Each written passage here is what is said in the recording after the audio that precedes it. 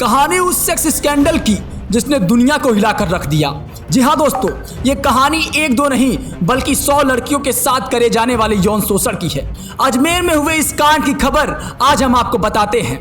बात 1992 की है, जब एक कांग्रेस नेता और अजमेर का एक खादिम एक दो नहीं बल्कि 100 लड़कियों को ब्लैकमेल कर यौन शोषण किए थे। सन 1991 में अजमेर के यूथ कांग्रेस का प्रेसिडेंट, जिसका नाम फारूक चिश्ती था, उसने उसी यूथ कांग्रेस के वाइस प्रेसिडेंट नफीस चिश्ती और ज्वाइंट सेक्रेटरी अनवर चिश्ती के साथ मिलकर Sophia girl school and college से फारूक चिश्ती ने एक लड़की को बहला फुसलाकर अपने फार्म हाउस पर बुलाया और वहां पर फारूक चिश्ती और उसके साथियों ने उस लड़की के साथ बलात्कार किया। उसकी एक तस्वीर ले ली और तस्वीर लेने के बाद वो लड़की को घर भेज देते हैं और उसको ये बोलकर डराते हैं कि अगर ये बात उसने किसी से भी बोली तो उसकी ये तस्वीर पूरे शहर में दिखा देगी। लड़की अपने घर वालों को सोचकर चुपचाप घर चली जाती है। इसी घटना के बाद ये सेक्स स्कैंडल की शुरुआत होती है। कुछ दिन बाद वो तीनों इस लड़की को फिर से पकड़ते हैं और इसको बुलाकर ब्लैकमेल करते हैं कि अगर उसने अपनी एक दोस्त को और फार्म हाउस पर नहीं लाया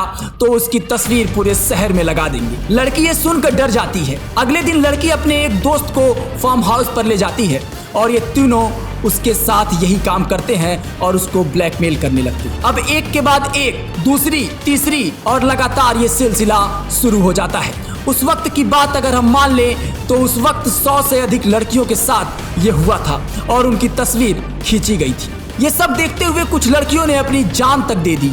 ये सब देखकर लोगों ने बात करना शुरू कर दिया, एक ही स्कूल की लड़कियां सुसाइड क्यों कर रही हैं। कुछ दिन बाद उन लड़कियों की फोटो बाहर निकलने लगी। सब कुछ कंप्रोमाइज पोजीशन में था। ये बात इसलिए भी बाहर नहीं आ रही थी कि जितने भी अपराधी इसमें शामिल थे वे सभी बड़े नेता थे और एक तो अजमेर का मुजावर था। हालांकि जितने भी बलात्कार हुए थे वो हिंदू और मुस्लिम दोनों समाज की लड़कियों के साथ हुए थे। लड़कियों की तस्वीर लीक होने की वजह ये भी थी कि ये उस जमाने में जिन कैमरों से ये तस्वीरें ली जाती थी वो बहुत हाईटेक नहीं थी। जितनी भी फुटेज थी वो सब निगेटिव फॉर्म में थी, जिसको निकालने के लिए उनका अपना एक स्टूडियो था जहां वो अपनी ये तस्वीरों को निकाला करते थे।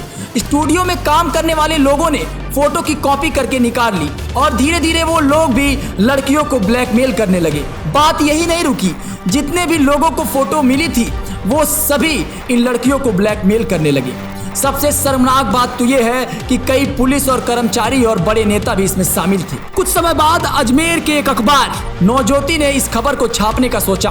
उसने ये तय कर लिया कि चाहे कुछ भी हो जाए इस खबर को वो छापेंगे। जैसे ये खबर छपी इसने पॉलिटिकल मुद्दा बना दिया और 3 दिन तक अजमेर बंद रहा।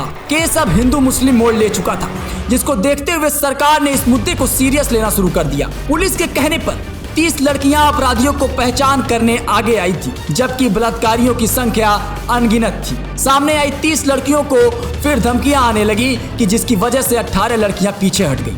अब सिर्फ 12 लड़कियां बचती हैं। केस शुरू होता है, लेकिन केस शुरू हुए अभी कुछ दिन होते हैं कि लड़कियों को फिर से धमकी शुरू हो जाती है, जिसकी वजह से 10 और लड़कियां पीछे हट जाती हैं। अब सिर्फ 2 लड़कियां बची थी, लेकिन ये दोनों अपने बयान पर कायम रहती हैं। अब पुलिस के सामने उन आरोपियों को पकड़ना एक जरूरी और बड़ी चुनौती बन गया था। लड़कियों की रेप वाली जो तस्वीरें थी उनमें रेप करने वालों की भी तस्वीरें थी। फिर उसको देख पुलिस ने 18 लोगों को गिरफ्तार कर लिया। 18 में से पुलिस ने 12 लोग को गिरफ्तार कर पाई। बाकी 6 लोग आज तक पुलिस के हत्थे नहीं चढ़े। ये मुकदमा 1992 में दर्ज हुआ और 98 में कोर्ट ने उन्हें उम्र कैद की सजा सुना दी। पर इस केस का जो मास्टरमाइंड था, जिसका नाम फारूक चिश्ती था, उसने कोर्ट में खुद को पागल बताया, यानी उसकी दिमागी हालत ठीक नहीं हुई।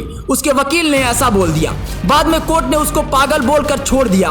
बाकी आरोपियों पर कोर्ट ने किडनैपिंग और रेप का केस चलाया। कुछ समय बाद राजस्थान कोर्ट ने आरोपियों की सजा को उम्र कैद से कम करके 10 साल का कर दिया। आरोपी जेल से बेल लेकर बाहर आ जाते रहे। उन लड़कियों का हाल ऐसा हो गया था कि सन 2000 तक जो भी लोग अजमेर में शादी का रिश्ता लेकर जाते वो ये चेक करते थे कि कहीं उस लड़की की फोटो तो नहीं छपी थी या फिर इस केस से तो वो लड़की नहीं जुड़ी है। तो दोस्तों, ये थी पूरी कहानी अजमेर सेक्स स्कैंडल की। इस स्टोरी को लेकर आप क्या सोचते हैं कमेंट्स के माध्यम से हम तक जरूर पहुंचाएं। देश और दुनिया की तमाम बड़ी खबरों के लिए बने रहे हमारे साथ।